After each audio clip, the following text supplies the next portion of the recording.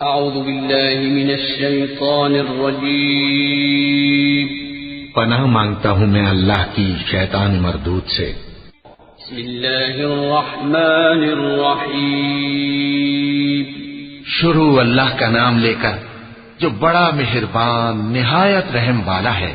سبح اسم ربك الأعلى الذي خلق فسوى والذي قدر فهدى والذي أخرج المرعى فجعله غثاء أحوى سنقرئك فلا تنسى إلا ما شاء الله إنه يعلم الجهر وما يخفى۔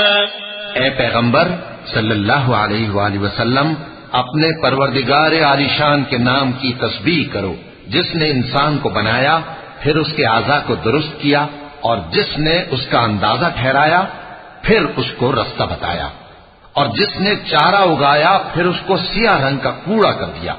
اے نبی صلی اللہ علیہ وآلہ وسلم، ہم تمہیں پڑھا دیں گے، پھر تم فراموش نہ کرو گے، مگر جو اللہ چاہے۔ وہ کھلی بات کو بھی جانتا ہے اور چھپی کو بھی۔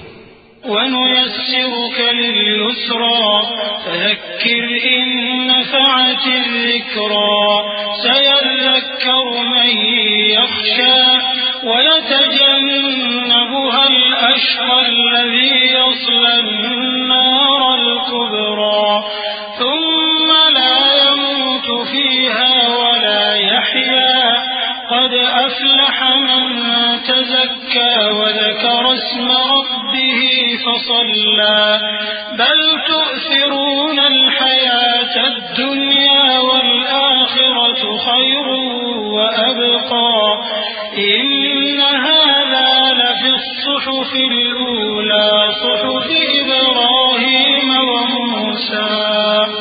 اور ہم تم کو آسان طریقے کی توفیق دیں گے، سو جہاں تک نصیحت کے نافع ہونے کی امید ہو نصیحت کرتے رہو۔ جو خوف رکھتا ہے وہ تو نصیحت حاصل کرے گا، اور بے خوف بدبخت اس سے کترائے گا۔ جو بڑی تیز آگ میں داخل ہوگا پھر وہاں نہ مرے گا اور نہ جیے گا۔